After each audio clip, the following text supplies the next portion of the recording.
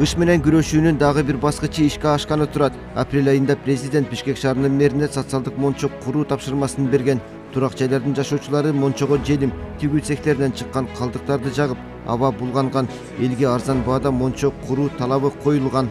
Социальный деп коюп, анан арзан баа менен куруп коюп, 1 жылдан кийин, 2 жылдан кийин кайта аныбыз урап түшүп, аны кайта ремонт кылып, бул бюджеттин акчасы.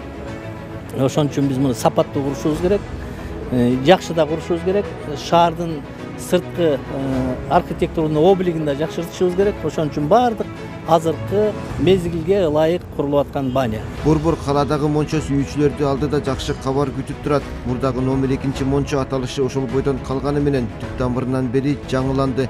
Менчик баасы жогору мончолордон артык болуп, жөнөкөй адамдардын чөнтөгүнө да күч келбейт. Бассейн коюп, ошо бассейнди очистка кыла турган, тоже чет мамлекеттен өзүнүн сууду тазалап тура турган оборудованиесин алып келдик.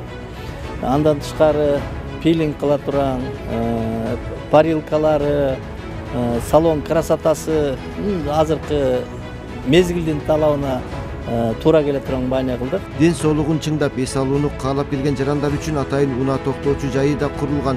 25 орундуу паркинг акысыз. Ошондой эле жарандар жер төлөөдөн лифт менен көтөрүлө алат. Социальный баня болгондуктан унаа токтото турган жер дагы бекер болот. Бияка келип унаасын токтотуп коюп, эгерде жанында мүмкүнчүлүгү чектелген киши болсо, ушул унаа токтотуп турган жерден өйдө биринчи этажга чыгып, аяктан чечинип алып, анан экинчи этажга чыгып, мончого чыгып да. Ушу паркингден баштап экинчи этажга чейин лифт каралган. 140 эркек жана 140 аялга ылайыкталган мончонун курулушу аяктоо алдында турат. Мончо жакынкы күндөрү ишке берилсе, каалоочулар жакшынакай шарты бар ден соолукту чыңдоочу жайга бара алат.